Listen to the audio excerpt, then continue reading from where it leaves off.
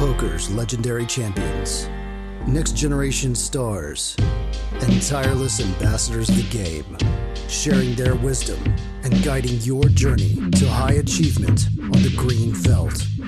This is Chasing Poker Greatness with your host, Brad Wilson.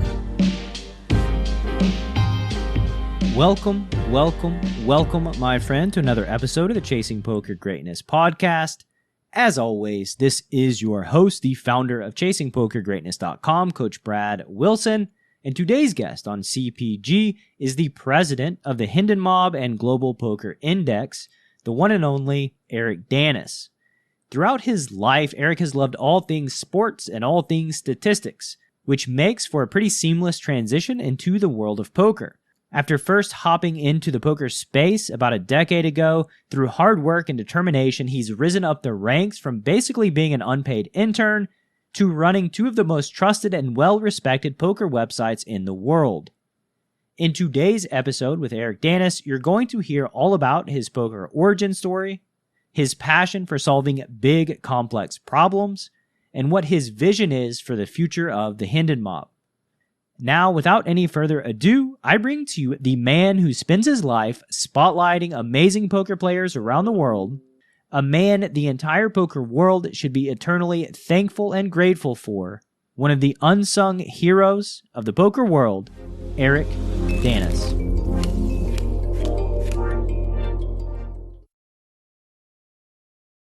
Mr. Eric Danis, welcome to Chasing Poker Greatness, sir. How are you doing today? I'm doing great. Thank you for having me on. I know that I mistakenly blew you off what sounds like 7 years ago now, but sorry about that, but I'm really happy to be on.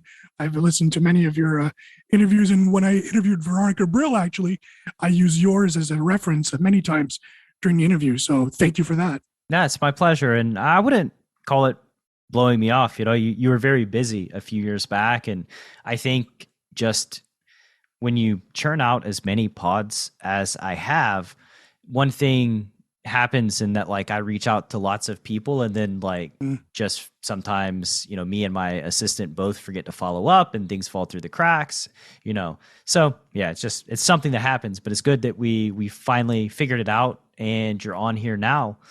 And as I typically do here on Chasing Poker Greatness, let's talk about your story and how it was that you found yourself in the poker world.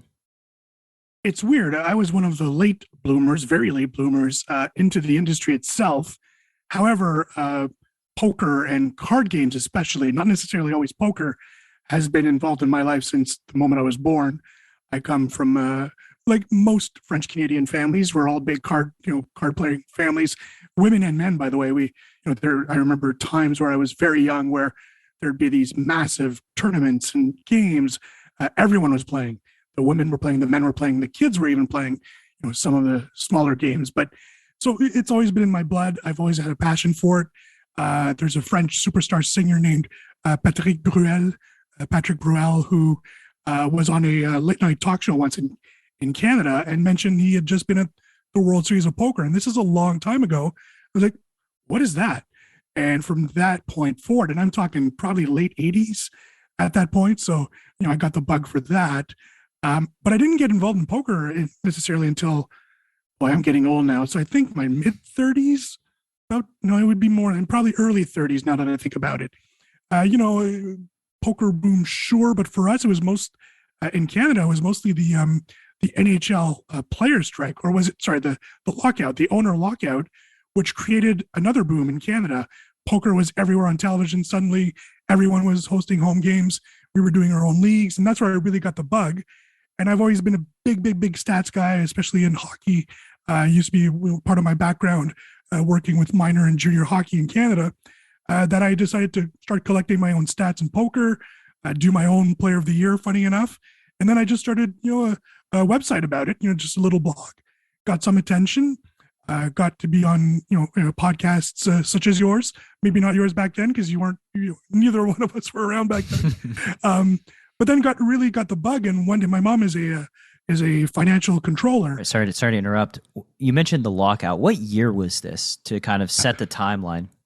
I believe 94 was the year. Okay.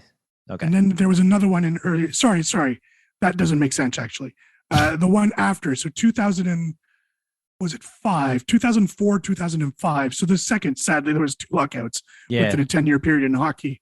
So before then, we had some shows, and it's funny enough because we acquired the Hendon Mob, and Joe Beavers to me is one of the biggest stars in poker. Like Joe Beaver to me is one of my biggest influences because we used to get a lot of British poker out in Canada, and he had won the Ladbrokes Millions that year, or 1 year, where I really started to get into it. So to me, there's Chris Moneymaker for many, but for me, Joe Beavers was the guy winning the biggest tournament at that time. So, all of that. So all that to say that I sat down with my mom in my mid 30s. I said, I think I want to quit my day job. I was a purchaser at an electrical company.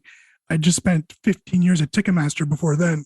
I was in charge of the call centers in Ottawa, and then did a lot of scheduling. And funny enough, back then, 15 years or 20 years ago now, we did have analytics looking at how you book people. It was just starting. There was a company in San Jose that was doing a product. So, got into some poker there too. I went to Bay 101, in the probably mid 2000s at that point. And all that to say that my mother, who was in charge of my money and has always been very conservative with money, said, yeah, you should do this. And I was like, if my mom says I should do this and she's in control of the money, then I should do it. And luckily enough, 4 days later, I also announced that I was quitting my blog just because I wanted to find employment. There was a crazy Frenchman named Alex Dreyfus that was a fan of my voice. And he called me up and he said, I hear are you looking for a job? And I said, yes. And out of the blue, I was hired by the GPI. I think it'll be 10 years ago next month, I believe. So it's been a while. That's the journey. That's the journey. Can we go back to cards as a kid? Because this is always something that interests me.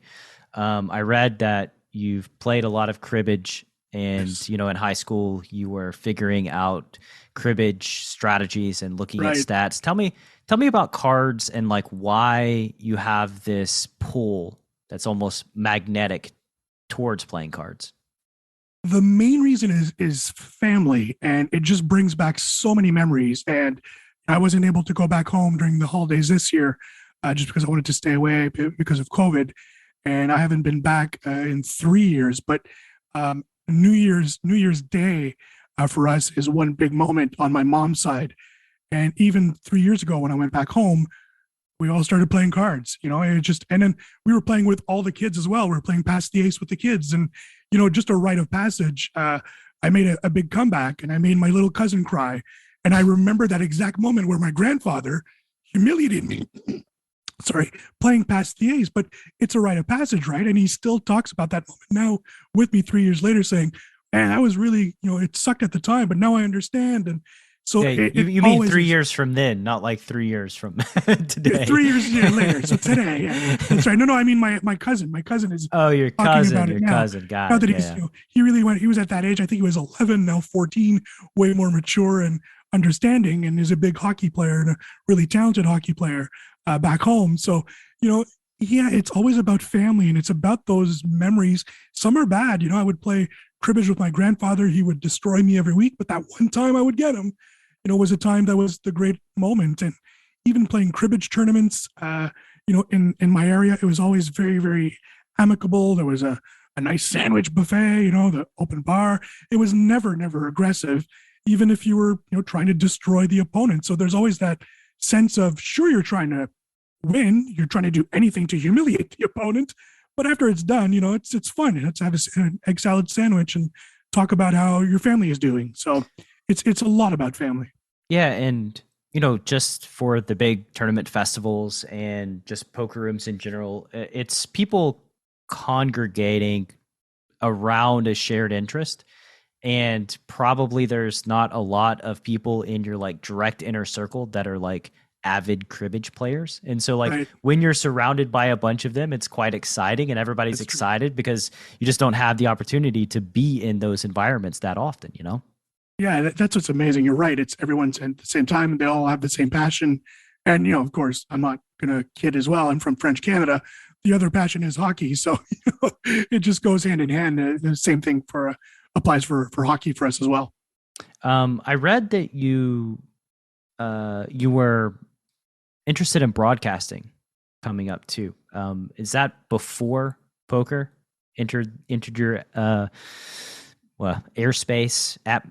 Yeah, well, I can't find like the right word. No, definitely. Actually, when I got into poker is when broadcasting didn't really, fit for me at all at that point.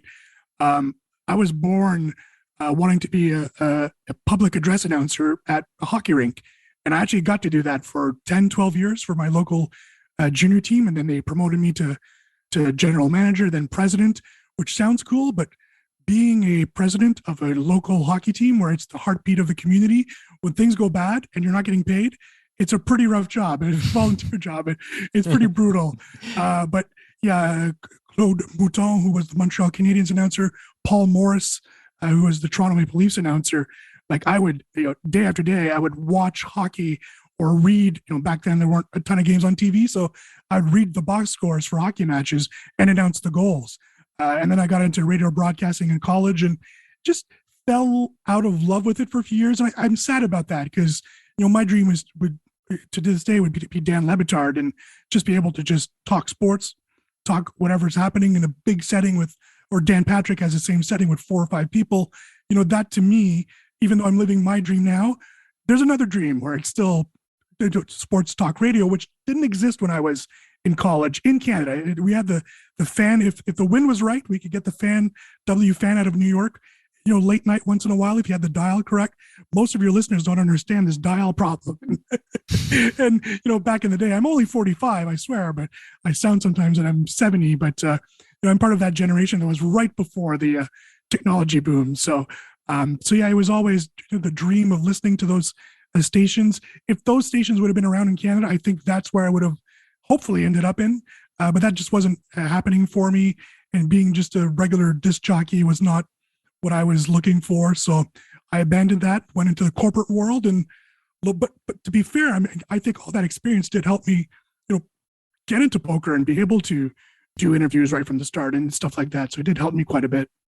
Yeah, for sure. And yeah, I'm 38 now, I think. The math checks out. Yeah. When I was a kid, like you don't get a signal on your radio. Like, what are you going to do? You're screwed. You can't, there's no like online, you're just drawing dead, right? Like, right. Oh, let's mess with the antenna and like try to like walk around the yard and aim the antennas in the right way and try to pick something up. And beyond that, well, you're hosed, right? So tell me about, you quit your job, you got into the world of poker with, your mom's blessing. And that was, what year was that? Boy, it'd be 9 or 10 years ago in February. So, okay. So 2012. So after Black 2012, Friday, 2013. Yes. After Black Friday. I see like you were a statistician for Zoké. What was Zoké? It was just the name of the original company, the parent company for GPI and Hendon Mob, which is now Media Rex. Okay. So yes, that's how I got in. Actually, my first job, and actually I still only have one contract with Alex with the GPI, and it states that my role is to do 3 fantasy poker strategy articles a week. So that's technically still my official job and title at the company, even though I'm president of the whole thing. But yeah, I still have that poker fantasy strategy articles? We used to run. I got hired when the company launched Fantasy Poker Manager on Facebook, and it was a game. It was actually really well received. It was like if you know about Football Manager in England, so it was like that. You would pick a roster of players for every big event that was happening around the world. We had a good deal of Poker Stars back then, so and WPT. So we had all those events that we would play. Actually, the WSOP as well. What we ended up seeing is, and we had to move on to bigger and better things, but it was a lot. It was a lot of demand. It was fun at first, but it's almost like, if you're doing your football on Sundays, it's once a week. If you're doing your hockey, it's not that bad. But demanding thousands of people to put in lineups every day for a sport or a game like poker that you're not even sure if the players are going to participate or not, mm-hmm. It gets a little tough. So if we could have redone it, I wasn't part of that. I was part of the launch, but not the programming of it. We'd love to rebirth that somehow and do something more fun, but it has to be easy. It has to be set your lineup once a month, or do it for specific major events. Do maybe 2 or 3 times a year, but it can't be. You can't expect poker people to just, oh damn, I have to set my lineup. We used to do day 2 chip counts as well, so you wouldn't know who would be playing, but then that would give you 8 hours to put in your lineups. And if it's happening in Prague, well, you're sleeping, so you're waking up in the morning, and it's hard to count on someone to set their lineups at 7 a.m. before they have to go to work. So, but yeah, Fantasy Poker Manager was the reason I was added to the company. Nice. That's cool. I never actually heard of the fantasy poker thing. Also, like, player makes day 2, doesn't play the next tournament. He's still in that thing? Oh, no. That's right. Yeah. It's rough. Yeah. Yeah. Kevin McPhee, by the way, Kevin McPhee was one of the top managers that we had. McPhee was a big player and one of the best, probably not even one of the best pro that was playing Fantasy Poker Manager by far. He was really good at it. Nice. So from there, from Poker Fantasy Manager, you're now the president of this organization. So you started there, and there's quite a gap, right? So tell me about that journey and, how things kind of naturally snowballed into you having your current position.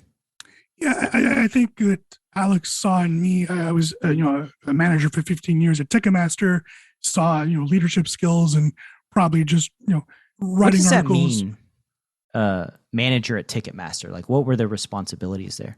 I was, at first I was in charge of the call center, or the contact center, as we call them near the end, in my town of Ottawa.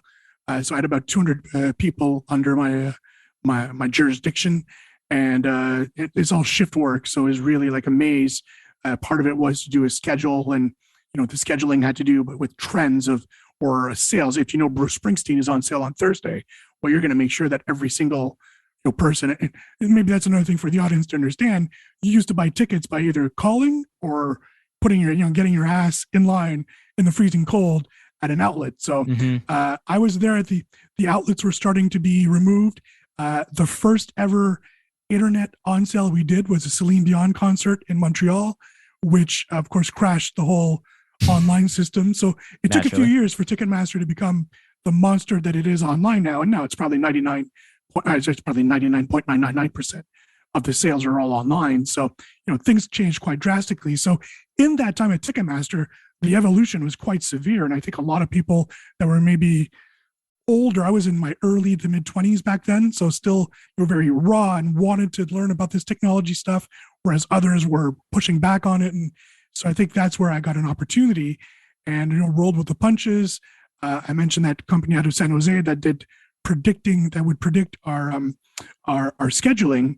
And eventually I was in charge of scheduling for all of North America. And basically, it's not as easy as a click of the button, because the trends that the system would tell you were trends from past days. But again, if Bruce Springsteen goes on sale Friday all over North America, well, then, you have to adjust your numbers and such. So, but I love doing that. And it would take days to do a schedule that would make sense. And there was a lot you had to think about. One of the reasons that the call centers in Canada started closing is that just cost-wise, we had a call center in far Texas on the Texas-Mexico border. I believe our agents were being paid probably $4 or $5 an hour, whereas in Canada, for a bilingual agent, French and English, I was paying them $15, $16 an hour. So there was that too, right? You're scheduling, but you have to make sure that far Texas gets the most people because you're saving so much money. However, you need to make sure that the French are being taken care of in Canada, the Spanish communities in the States. So there was a lot to go around it. So it sounds cool and just a click of a button, but I would often get yelled at of, you messed up here. You predicted incorrectly on this day. And they're like, you're right. How could I know that this was going on? So it was a great job. It was a fun job, but it was very stressful, very much underpaid. And just got an opportunity to go to do something totally different for the owners of the hockey team that I was managing, own an electrical company. And they said, you want to come and be a purchaser? And basically I would purchase large quantities of wiring for the most part. Wiring is just like anything on the stock market. When the price of copper goes up, you need to make sure you're not buying a lot of product. But if the price of copper goes down, you're buying a boatload. We're putting warehouses full of of wiring, because that's the most expensive part of the industry. So that was really fun too, but it just wasn't what I love doing. It was a fun job because I would work at 6 a.m., get home at 3 p.m. I'm an early riser, so it was great for that. And then I'd work on my blog. So, there was times where I was working maybe 20-hour days and, sort of liking it, but I was starting to I wasn't 22 anymore, so starting to get older and just, wanted to make the switch and just do something I was passionate about. It was either going to be poker or hockey, and I chose poker. And it seems like to me, by the way, that does not seem like it's a click of the button, thinking about the logistical nightmare and all the variables that you're managing in real time. Like, that makes me anxious on the inside, just thinking about dealing with all of that.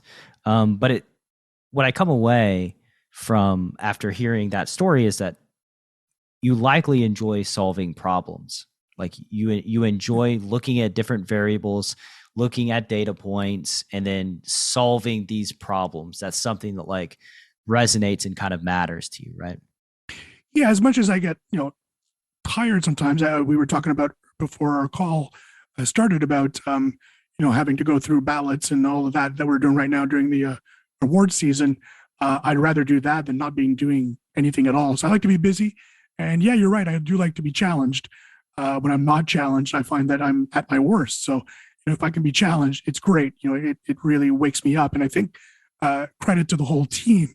I think we were able to build a team around us that is the same. I don't have anyone on my team. We're a very small team at GPI and the Hendon Mob. No one doesn't like to work, because if we did have that would put a big problem. There'll be a big problem for us. So they're all passionate. And yeah, I think everyone, we were sort of, like the misery sometimes, or like we like the pain once in a while. Putting on an award show and putting on voting is fun, and it's very gratifying in the end. But the whole product before the end, it's rough, and you hear from everyone, and people aren't happy. And once we announce the nominees in each category, people are going to be upset they weren't nominated, and they'll take it out on us, even though hundreds of people have voted for those categories. But it's part of the pain, right? It's part of, we feel we're doing right towards the poker community, towards the poker world. So we'll take that. But if it was all like easy and you just wouldn't have to look at a ballot and there'd be no controversies, that would be boring, right? That would not be a challenge for me. And I probably wouldn't be as passionate about that project as I am. So you're right. Yeah, I think I am just a glutton for punishment, I think. Yeah, I am as well. When I'm doing private coaching or thinking about building out a product or working with my Coaching for Profits group, the Wolves, like, I will look at a problem, a strategic problem in poker, and like, it just hurts my brain. I'm just like, I don't even know where to start. And it's just like totally overwhelming. And then oftentimes I leave the computer when that happens, or go to sleep and wake up. And then when I wake up, it's like my brain is working in the downtime, and it gives me ideas on how to tackle and solve this problem. And that is very gratifying to like be like, oh, I got it. I see, where I can enter and start doing work and figuring out the solution to this problem. And like, I just find that when I don't have problems like that kind of hurt me, that shut me down, I'm too bored. I'm just not stimulated enough. And so like, I've come to, as you say, like, enjoy the pain of seeing these giant problems that are like totally overwhelming, but then kind of picking away at them like one strand at a time. And eventually when you crack it, man, like, that's just a great feeling. Also terrifying, because then you got to find a new problem to work on. Exactly. But such is the nature of, I guess, being wired the way that we are. Correct. So you entered poker, you did the fantasy stuff. Tell me about the transition, to the next phase after that. I can't even, a lot of it was just a natural fit. Me being put in situations where, again, I would, maybe more problem solving, some people leaving the company. So that helped me, get, other positions or other spots in the positions within the company. I guess you'd have to ask my former boss that, but I think the first American Poker Awards that we did in Beverly Hills, West Hollywood, in Los Angeles, I think that's where my boss probably said, all right, I mean, he's ready for bigger and better with the company, just because it was a good process. We did well there. It was a major accomplishment for the company. People need to realize that it was a European, mostly French company with a guy from Canada who's also French speaking. So, we were the outsiders, but we did everyone, I think we did the poker world proud with our first awards. And I think from then is when, I started getting more and more responsibilities. Again, people leave, people stay, I always say in this industry, if you're not passionate about it, it's not going to work out in the end. It's not going to work. So, for people like you and me, of course, we're passionate about it. But, when you have an organization, there's some people in the company that don't even know what poker is, right? They're just working. But if you don't have a passion for the work, it just doesn't work in this industry. Everyone's going to have to do something that it's not part of what they do on their contracts, for example.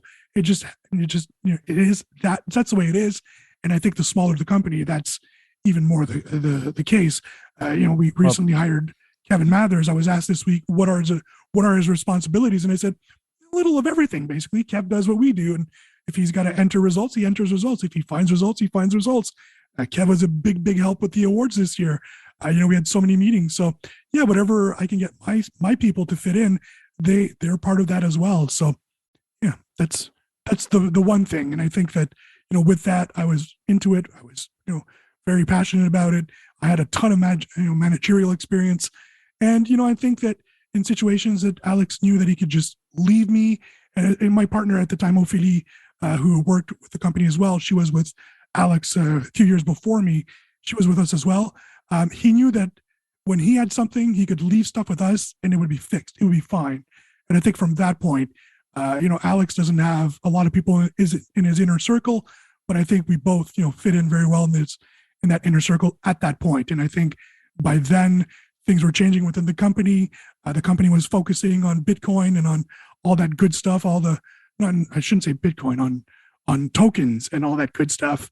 And, I was left alone saying, I don't want to do that stuff. Can I do the poker? And said, yes. How about you just run the thing? And, from then I basically have to force Alex to talk about poker once in a while. He has no interest in it anymore. He's too busy. So, but I'm going to Malta next week, and I'm sure we'll have dinner and we'll talk about great poker stories from the past. Yeah. I was going to say, you actually don't do anything on your job description. No, not one single task that's on your job description. That is correct.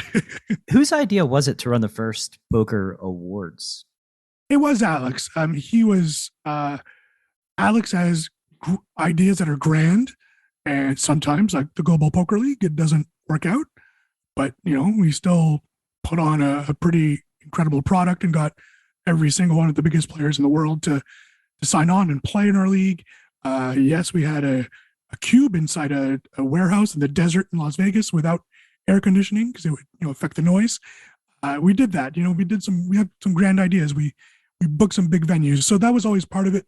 I think it's very much part of European culture and especially French culture. I think, with the Cannes Film Festival and a lot of those things, I think that's where the influences comes from.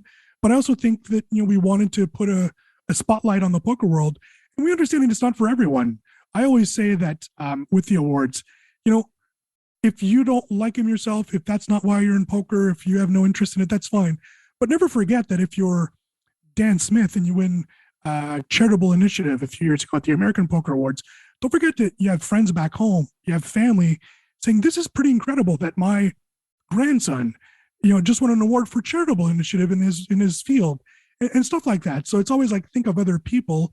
But I do think that those that do participate, love it. We all love competition. Some win, some lose. It's tough when you lose. It's even tougher when you lose and you're there. We've had instances where people have gone 0 for 4 at awards. We had Doug Polk, Daniel Negreanu, Mike Sexton, and Mike was there.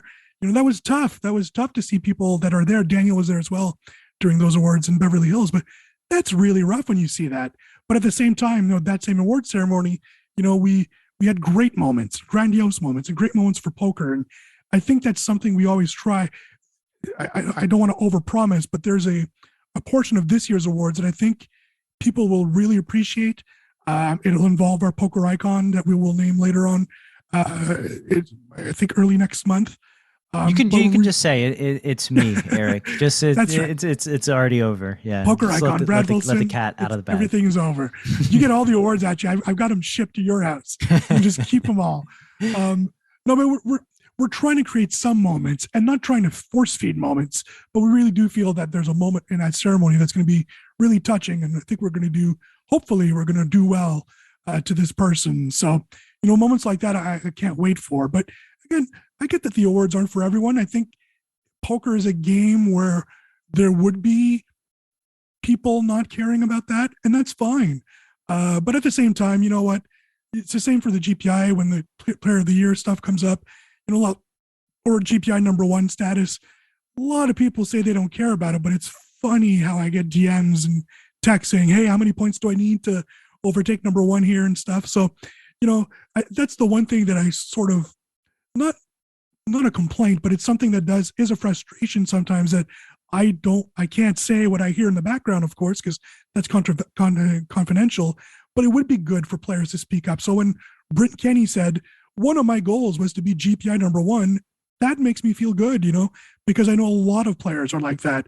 Nadia Magnus just won GPI Female Player of the Year, and she is really celebrating this. She's going on a podcast tour and talking to anyone and everyone to shout it out that she's the female POI for the first time since Chrissy Bicknell won in 2017. So 4 or 5 years now. I love that. So if you're not in it, you're not into it, that's fine. But for those that are into it, those are the people that I want to celebrate even more. And for someone like Nadia to really have, put out a tweet, I think it was January 2nd of 2021, saying someone got her a candy bar that said GPI Female Player of the Year 2021, and 12 months later it happens. That's cool. And those are stories that I really think that in poker we need to put a light on, because that's really, to me, that's a neat story. And we have a little thing to do with that, and that makes me feel good on the inside. And maybe that's where with all the pain, you get those stories and you get a smile on your face saying, "Hey, we're doing something good." Yeah, I mean, if people don't like it, then just why engage in any of the process, right? Like, just go about your life, right? I don't understand, but I do think that, like you said, there ought to be a priority on shining a light on the good stories in this world. I think that's one of the major driving forces of this podcast, is talking about folks' journey through the world of poker. And it's important. And I do think that, like, all of these things that are sort of surrounding the actual game of poker itself does grow the market. It gets people more engaged. It brings people into the world, which makes, poker just a more sustainable game moving forward and into the future. And so all of those things, I think there's like no downside. What's the downside? Exactly. Yeah, you're right. That's actually a good way to say it. Yeah, there's no downside. You're right. Thank you for that. I'll use that one from now on. Yeah, unless like Helmuth doesn't get an award and like burns the place down. I guess that's right. That's right. I'm just gonna always use that because I just think it was just such a funny thing to say. I'm gonna burn this place to the ground. Yeah, I'll admit that it's something that's never crossed my mind to say in my life, and this guy's used it all the time now as a catchphrase. Like, pretty impressive. Oh, Helmuth. The decision to enter a hand is fundamental to poker strategy. Too tight, and they know what you have. Too loose, and you're easy to run over. Pre-flop Bootcamp from Chasing Poker Greatness is a comprehensive guide to locking down your pre-flop game and creating true range advantage. 8 days of guided training, over 60 optimal ranges, and access to a dedicated community of players that will push your pre-flop game from a place of weakness to your greatest strength. Go to chasingpokergreatness.com/bootcamp. Available now. Before boot camp, I had been playing for maybe 15 years, somewhat seriously, always trying to get better, jumping from learning program to different learning programs and training site to training site. Kind of feeling a little bit lost, not really knowing how to go about getting better. And pre-flop boot camp just felt like a great starting point, a way for me to to move from being a losing player to possibly a winning player, it felt like the right first step. Once you jumped in boot camp, what was your experience like? Well, first off, I realized that I'd been making a lot of mistakes prior to boot camp, kind of learning what Rangers should look like and what hands should be played in what situations. It was exciting because I could see what other people had been doing to me, what I had been missing in my game.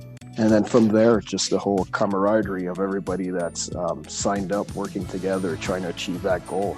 That was fun. That's pushing each other and really helping one another, kind of feeling like you're a part of a team. It was a great experience. I enjoyed the process and I learned a lot.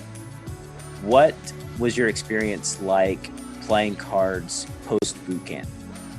It's a totally different experience. It put me in a position to be successful as opposed to always being behind the eight ball and playing catch up. I really feel like it's the foundation of a solid poker game. And since boot camp, I've been able to turn a profit and keep building on what I learned there.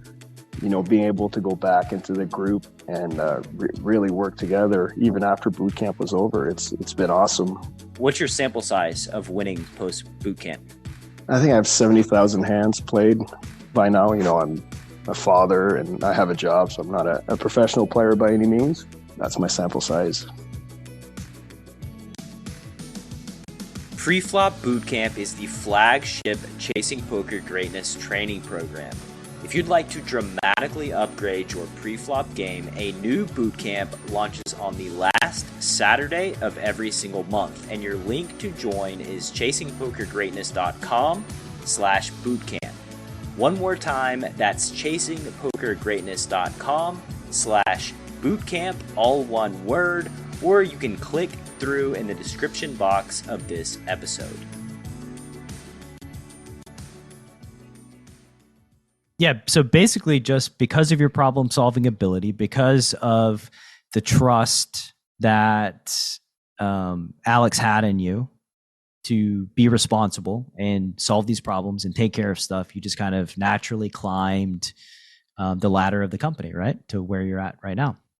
Yeah, I think, when I started in this business, I was just doing a little podcast, and my boss at that point, the one that directed my podcast, Zach, told me, if you work hard in this business, you're going to make it, because it is, quote unquote, that easy.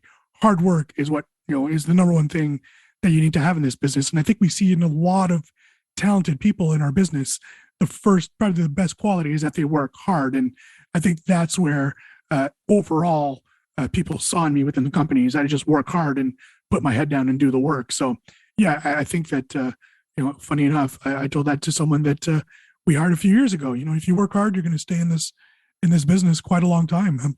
We need hard workers, and, we'll gladly take you in. So most industries do, right. Just work hard. Like it's incredible just how much you can stand out just by virtue of working hard, being passionate about what you're doing, and then gaining fulfillment from what you're working towards. Yep. I think all of those things kind of matter, that you really care about the product that you're producing or whatever it is. What's the most unexpected thing that's come from your journey through the world of poker? Good question. You know what? I was gonna say, because I mentioned Patrick Bruel at the start of this interview. He was one of my idols. So when I got to not only meet him, but he played in our GPI World Cup that we did, to actually befriend him. And now that if I see him at the Rio, he says, "Hi, Eric." That's insane. That'd be, for my mom, that'd be Celine Dion, right? If Celine would know who I am, that would be big. But for me, it was Patrick. But actually, the biggest, the most important reason that poker, or the biggest thing poker has done for me, is without poker, I would never have met my wife. It's just weird and incredible that it was a summer where Alex and I had decided that I would make the move to Vegas. He wanted me to move to Malta, and I didn't have any interest in moving so far away from my family back home.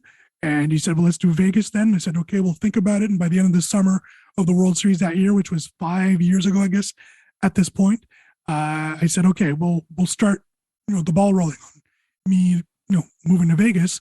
And literally weeks later, I met my wife, who would become my wife months after that. So yeah, without that, I wouldn't. Without poker, I would not have a love affair with Las Vegas, or I got fulfilled. I had a love affair with Las Vegas, but it got fulfilled because of that. I get to live here now, but I wouldn't.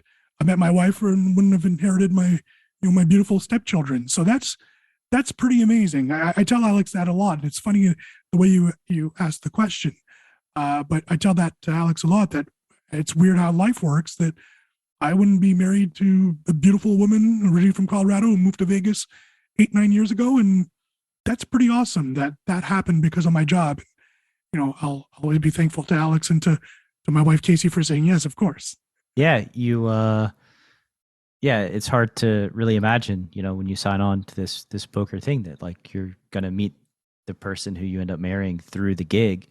And the same is true for me as well. I met my wife in the world of poker, and actually when I really sit back and think about my life, my adult life in totality, most everything that I'm surrounded by, most of my best relationships, most of everything in my space is because purely of poker, right? Just because that's the path that I went down. And yeah, it really is when you when I sit down and think about it, it's like, wow, like everything in my entire existence is from poker, which is, that's a pretty cool thing, and not something that I really expected either. But I guess, when you're 19-year-old dreaming to be a professional poker player, you probably don't have many expectations of anything. Right. One more thing for me too is travel. I had never been outside of North America, and I mean North America, Canada, or the U.S. in my life. My first ever trip outside North America was to Malta, and now I can say that I've probably spent years of my life in Europe at this point. Wow. But spending time in cities like Prague, one of the most beautiful cities in the world, and reconnecting with the French language in France. I was able to spend time in France at one point, and I spent time from the north to the south of France visiting friends. I have a lot of friends in France now that there's no way that would have happened without poker. And that it humbles me a lot to be able to say, my parents, if it weren't for my job, my parents would have never been to Las Vegas. That was the longest trip they ever took, is to Las Vegas to see me get married. All of that stuff is incredible. But yeah, my passion for travel now, I want to go everywhere in the world. I'd love to live everywhere in the world. And in my head, the next stops are in Asia for sure. And I'm not sure exactly where, but I know there's a big poker boom happening in South Korea. We have some partners over there, so I'm sure we'll have to hit South Korea once this pandemic is over. But yeah, I mean, just that the small town kid went from by age 35 and never been anywhere. For me, Syracuse was a big trip. From driving to Syracuse was a big trip. Ended up being in a remote island in Malta and falling in love with the people in Europe. And I guess spending time in France was, for me, very humbling, back to my roots. And it just showed me where I was from. And I really liked where I was from. There's wine and cheese, my friend, everywhere around and bread, of course. So it's the greatest country in the world. That's great, man. That's awesome.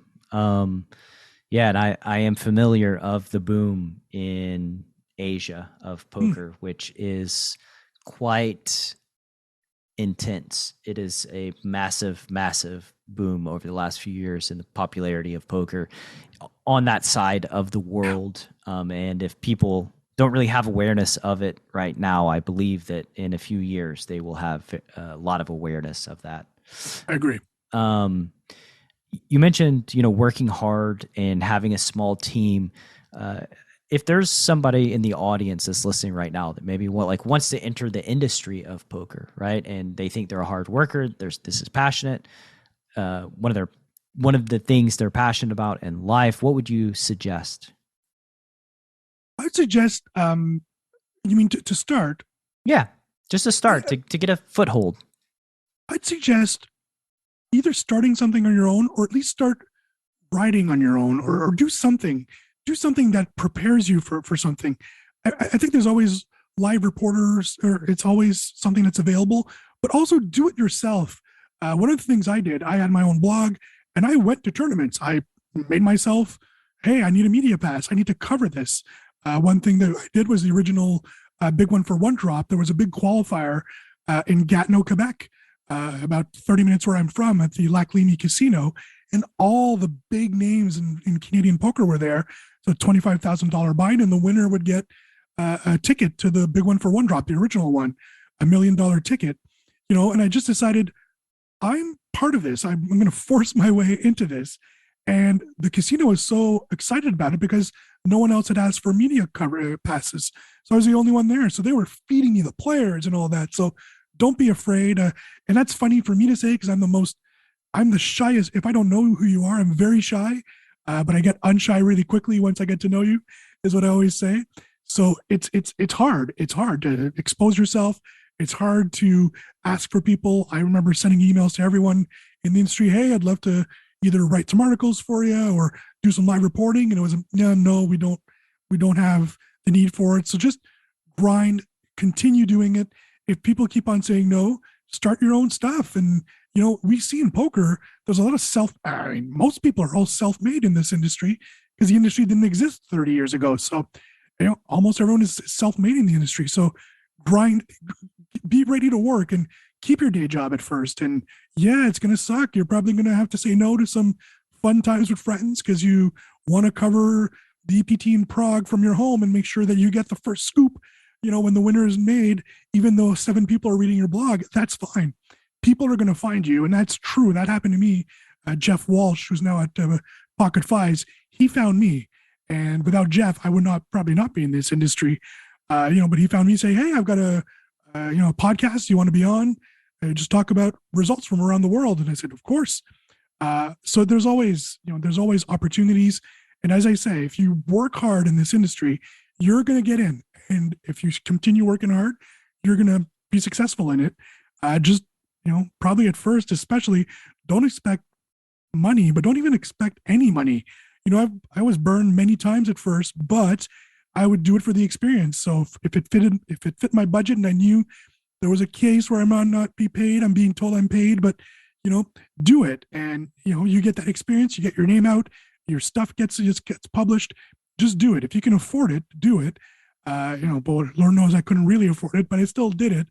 But yeah, if you're really, really wanting to be in this business, get ready to work though. That's the thing. If you think it's a 9-to-5 job, it's not going to work that way. There's times where you're going to have some time off, but other times you might have to work 22 hours in a day. And that's just the way it is. So even though it looks glamorous, it is not glamorous. I always hear stories from live reporters that covered events in Monaco. It's like, yeah, Monaco's great, but it's not like I'm out here enjoying, the beautiful Côte d'Azur or, the sea right in front of me. It doesn't work that way. I'm working my butt off. McDonald's is the only thing I can afford, and it's $30 for a Big Mac or €30 for a Big Mac. So it looks glamorous, and don't get me wrong, it's taken me to beautiful places. And I'm sure all those live reporters, I'm thinking of the old school guys, Remco Rinkamas, Rich Ryans, I'm sure they were dirt poor when they went to Monaco, but they wouldn't change it for the world because they were still in Monaco. And not many people in the world can say that, but it might cost you, So get ready to grind and don't think it's a fun job that, any job in poker. Don't think it's fun and you can just lollygag your way around. You're going to have to work and you're probably not going to like the pay for a while. Yes, that sounds very appealing, Eric. Yes. You're going to be inundated with applications after That's this right. this podcast. Yeah, you're going to work really hard, and you're probably not going to get paid anything. So we'd love to have you. But another part of what you said there, the risk of reaching out to people and just asking questions. It's an asymmetrical risk where the downside is none really. They're like, people say no. So what, that's not the end of the world. Somebody saying no. And really we just have to you just have to get through that. You have to understand that no matter what it is that you do, you guys keep track of the best player of the year. You run, award shows, you keep track of how much money people win in poker tournaments. You aggregate all that information and you share it with the world, and people complain about what you're doing to you consistently, I'm sure. And Yes. I'm not exactly sure what the complaints are, but I could imagine there just being hundreds or thousands of people kind of just whining about one thing or another. And that's the reality, right? That's people, you can't please everybody. Some people will be upset. So really, you just like you said, you got to work hard and you've got to kind of be resilient and have thicker skin. And if people say no, or somebody says something bad about an article you write or your reporting or your blog or whatever it is, you just got to keep forging ahead, and doing the work. And, you know, it may be survivor bias, but like it did work out for me. It worked out for you. And yeah, I guess at least in my case, I'm willing to help somebody that reaches out, asks a few questions. Like I'm willing to give feedback, you know. Happy to do that because again, I think our industry does need passionate folks who are willing to work hard, that just can't do anything but help the poker world in general. And I'm the same, Brad. My DMs are open. Might take me a few days, more than you used to, but I will reach out or reach back to you. But also don't forget, when you say about the no's, don't forget that if Poker News is posting for a live reporter, there's not 25,000 people applying for that job. So let's say there's 11, they take one and they say no to the 10. Don't forget that the person running that job post, there's 10 people they have to remember about. So they might say, I said no to this Brad Wilson. Then you pop up later on and say, oh, Brad Wilson, yeah, he had a good interview with us. Maybe we'll use him for this. So there's not thousands of people wanting to be in poker. So if there's a no, there's a chance that person might still remember your name later on. Whereas if it's a government job of 11,000 people applying for one job, they'll never know who you are. So, just try to make your name that way. I'm not saying that the person in charge of Poker News, you should say, send them an email every week saying, I want to work for you, because that'll probably be a permanent Andy Dufresne it, That's right. That'll be a no forever. But yeah, don't never forget that. Sure, there might be no's, but everyone that I know in this industry, we were all where you were. We're all from, a lot of us are all from live reporting or, starting to play low stakes, or every one of us is there. So it's not like we were all, born with the silver spoon in our mouths. We all understand where you were trying to get in. And yeah, don't ever forget that, like for me, when we hired Anthony Charter, he had left poker, but Anthony had put such a good impression on me that when we finally were able to secure some money and hire someone, he's actually one of the first people I thought of. And I remember being in a car from Prague to Rosvadov with Roland Boothby, and I said, I know exactly who we need to hire. And we took him out from the restaurant world, and he came back to poker. And it's stuff like that where people make a good impression. There's a good chance that people will remember you further down the line. Absolutely. And the good impression part is key. And I do want to state that as it relates to like outreach and asking questions, I do have like a few bones to pick. I think first of all, like be respectful is one part of it. Be respectful in your ask and your questions. And also don't ask questions that you can Google. Just as a little pro tip. That Kev Math would not have a job if that were the case, my friend. 99% of the stuff that goes to him. Yeah, maybe it's just me that gets super annoyed when it's like I get a questionnaire as an email and like 90% of them are just like Googleable, and I'm like, man, like I'm not your personal Google here.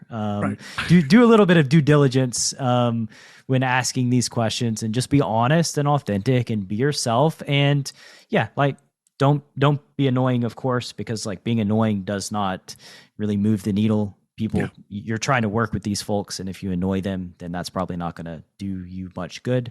So anyway, yeah, I just wanted to state that, like, again, I think that just in general too, with outreach, to like, you're asking somebody for their time, you're asking somebody for their energy, and yeah, be respectful of that, and also be cognizant that that is what you're asking for, right? Even if like, it doesn't cost money to send an email, but it costs time, and time is more valuable than money.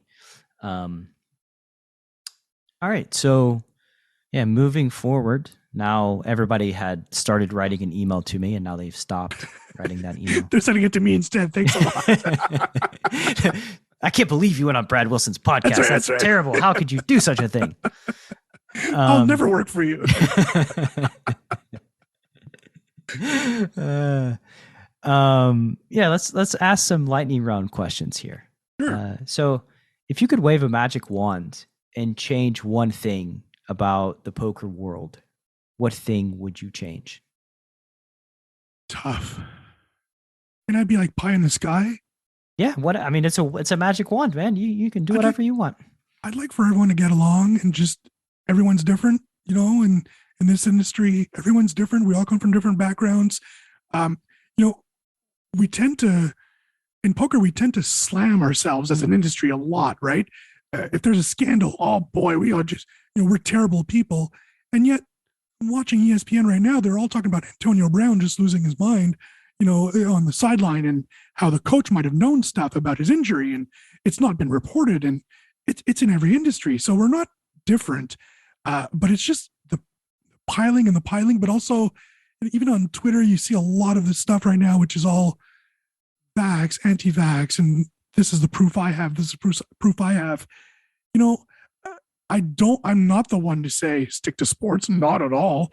I'm glad that LeBron didn't stick to sports. I think he's done a ton of good for the world. But I think in poker, sometimes it's like, can we just talk about the fact that the EPT's coming back in March? Can we talk about that? That's cool. That's fun. So once in a while, just let's all realize that we're all different. We all have different opinions. The beauty of this industry is that we all have opinions. Every single player is strong-willed and has a ton of opinions, male, female, whatever. But maybe in the end, it's just I'd like for us to celebrate ourselves more. I know that as an industry, we're not the best towards women, but I think we're much better than other industries are. And I think the fact that this industry accepts everyone, there might be comments at a table, but everyone is accepted. Before the gay and lesbian movement was happening in sports, we were there. Like, we couldn't care less. If you're sitting at a poker table, race, creed, religion, anything, it doesn't matter. You're playing poker. And I think that's the most beautiful part of poker, is that, sure, maybe you're a racist, maybe you hate them, but it doesn't matter. Once you sit down at the poker table, they might take your money if you're too concentrated on the fact that you hate them. So there's the beauty of that. So not trying to make it political, but I wish that we got along more. I wish that everyone would praise what we do a bit more. The good things get praised more than the negative. I get the negative. It has to be called out when stuff is wrong. But there is also a lot of good in poker. And as I mentioned, it doesn't matter who you are, where you're from, whatever. When you're sitting down at a poker table, or if you're sitting down, you're in the World Series of Poker main event final table, doesn't matter who you are. You're in it, you're playing. And that's actually it's sort of a poetic beauty of poker, is that once everyone sits down, it doesn't matter where you're from, everyone's playing. And I do like that fact. And I do think that we need to celebrate that a bit more. And again, not saying that there aren't shit things happening and we have to call them out. I agree with that. But at the same time, boy, we're an industry where, I was hearing about the Montreal Canadiens, wanting to hire more women for their teams. And I'm like, about time that more women are going to be in professional sports. The Dodgers are doing it. The Marlins are doing it. About time that we have more women. But in poker, there's a lot of women that have been for a while in positions of power in this world, and that needs to be celebrated. Yeah. So again, not saying that there's not some bad stuff, and that I'll be the first one to talk about that and call it out. But here, I'm waving the wand. I think we should celebrate ourselves a bit more, because I think we all deserve it, and I think we all do better as an industry that we think we do.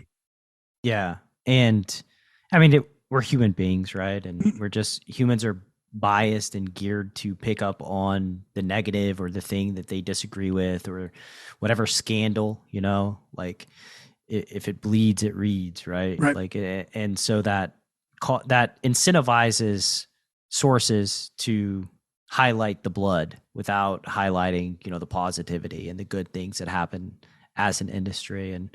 But like you said, it's kind of a shame, but it does happen in most all industries. Mm-hmm. But yeah, and in some cases, it's like, at some point, like for poker players, sometimes we can do a poor job in playing the game of life, where like, yeah, you don't really convince someone of a different opinion that they have by like calling them names and like trying to make fun of their family. Like that's never like won an argument where the other person's like, oh, you're right, my family is stupid, and so now I'm just going to change my opinion to whatever it is, right? Like that's not really how things work. And just Yeah, I mean, at some point you just got to agree to disagree, right? Like we Yep. have different beliefs and now we're just going to move on. And like that doesn't mean that we have to hate each other and that we have to Right. like snipe each other whenever something happens to the other person. It's just like, yeah, we believe in different things and like let's just move on in life, you know. Yep. If you could put up a billboard every poker player's got to drive past on their way to the casino, what does Eric Danis's billboard say? Tune into the Global Poker Awards February 18th on Poker Go. We love our relationship with Poker Go. No, it's funny. I think that it sort of comes back to what I said the last one, which wasn't lightning fast at all, but maybe something like be kind to each other. Be better to each other. I remember Mike Leah had the Be Kind hashtag a few years ago, and I really like that. Just be kind to each other. It's fine. We're all family. We won't get along, but it's getting a bit too nasty.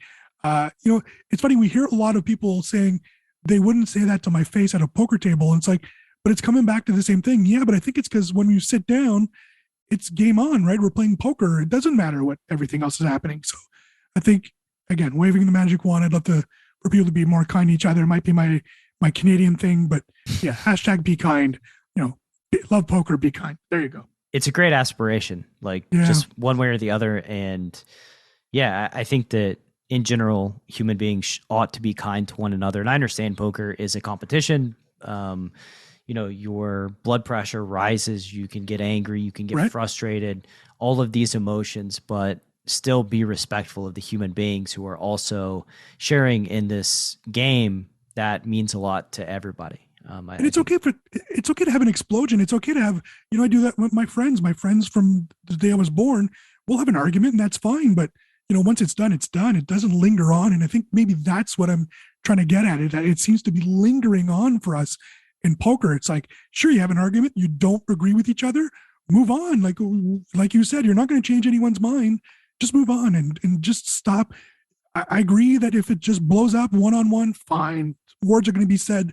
That's okay. We're all adults here. But for it to continue, that's what bugs me the most about what the current state of poker is, but it's also the current state of the world, sadly. So yeah, I mean, heat of the moment, Yeah. My daughter beat me in Candyland the other day and I threatened to burn down the house. How dare she? Okay, that's the last one. No more burning down. Right. That didn't really happen, CPG audience, before report me to some sort of DHS. What's a project that you're currently working on that's near and dear to your heart? Well, I guess I'm heavily entrenched in award season right now. That's true. Yeah. So that would be it. You know what? I'll give you another one. Sort of a scoop, but it's not like it's going to make headline news. But we're really working at developing 2 new websites for both the GPI and the Hendon Mob. And the goal for both is to highlight what both sites can do. Right now, we're more of a general interest. We have results and the GPI's rankings. We want to go over and beyond with that. Really provide some cool stats that don't exist, that we have in the back office that we can use. Just provide a different way of looking at people. My goal with both sites is to do a bit of a YouTube wormhole where you go to your own. Brad Wilson goes to his page and he goes, "Oh, that's interesting. Let me click on this. Oh, wow. I didn't realize Vanessa Selps, every time she cashes in a tournament, it's like 40% to win the tournament." So stuff like that. So we're working on both sites. I mentioned in a few interviews already that one of the reasons that Kevin Mathers is with us is that the Hendon Mob especially is known for results. We want to be known for schedules and results. We want us to be a one-stop shop. So that's a big project, and it's massive because, as you would probably know with your websites, designing a website sounds great and everything is on paper. It is hard to translate to, it is hard to make it happen. So, time, money, effort, everything. And we have so much other things going on, but we're hoping. My goal is by WSOP time. I don't think that's going to happen. So hopefully by probably the start of next year, we'll have 2 new websites where people will really want to go on, not just to look at their own, page to make sure that their latest result is there, but to actually spend time on it. And, we have so many pieces of history as well that we want to highlight those pieces of history. We have results since 1970, I believe, in our database. That needs to be celebrated too. So really a ton of more stats towards our partners as well. We really appreciate especially our long-term, our legacy partners. We're going to work with them to get them what they want as well. So that's the big passion project coming up next is definitely our websites, which we announced to our team, or I announced to our team last month when we were all in Malta. So look for new websites. I'd love to say that they'd be ready in 2 months. That would be the timeline I would like, but it doesn't work that way. So hopefully by the end of the year, and if it's before then, I'll be really excited. Yeah. Nothing ever moves as fast as you want it to in this lifetime, especially when it comes to like tech and website building out and all of that stuff. It can be quite an ordeal. And I assume with as much content and moving pieces as you have at Hendon Mob and the GPI, that's quite the project. It's also hard to translate what's in your brain to paper. So you can tell a graphic designer, this is what I want as much as you can. But if you don't translate it well, right? It's in my brain. I know exactly what it should look like. I think Hans on the team knows exactly where he wants it to look like, but it's hard to translate that. It's even if it's in the brain, you can picture it. It's hard to then put that to paper or to tell a graphic designer, this is what I want, because they're like, that doesn't make any sense what you want. You're like, no, in my brain, it's perfect. It's beautiful. Yeah. And graphic designers love saying like, giving them a general idea of what you're looking for, and then spending a lot of time building it out and showing it to you. And you're like, no, that's terrible. It's not anything near what I wanted. They love that. It's one of their favorite parts of the gig. It's true. You have to get them some kind of model to work from, and then iron out the fine details. I did notice how you're infusing, your love of stats into the new websites and how that's going to be a major part of it. So I'm sure you're pumped about that aspect of the gig. And yeah, with that said, tell me about the award season. Tell me when the awards are going down, all the details that you can provide right now before we head off separate ways. I just heard that Brad Wilson has submitted his ballot, so thank you, sir. I did. Appreciate that. I submitted them. I expect my opinion to be ranked higher than everybody else's opinion. Yeah, we use a formula for that, right? Wait, except in the podcast category where I can't vote on myself. Don't value that opinion more than everybody else. No, it's the busy season. The awards being so early this year, they're usually end of February, early March, but this year they're February 18th, and that's due to commitments that Poker Go has in their studio. They're trying to rent that that baby out or use that baby as much as they can.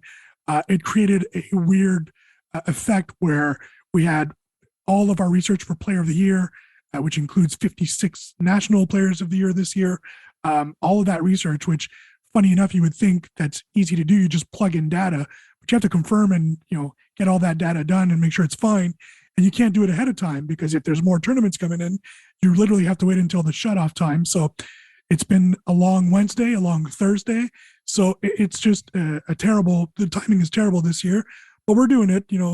My boy Hansi hasn't had much sleep either, and we're just plowing through it. So really busy, happy that Player of the Year is done, all over with. Everyone's happy with who won, and the players are excited for winning.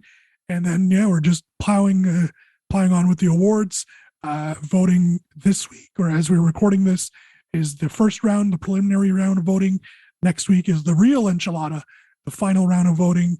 And I believe a week after that, so in the next few weeks, we'll be announcing the final 4 nominees for every single category.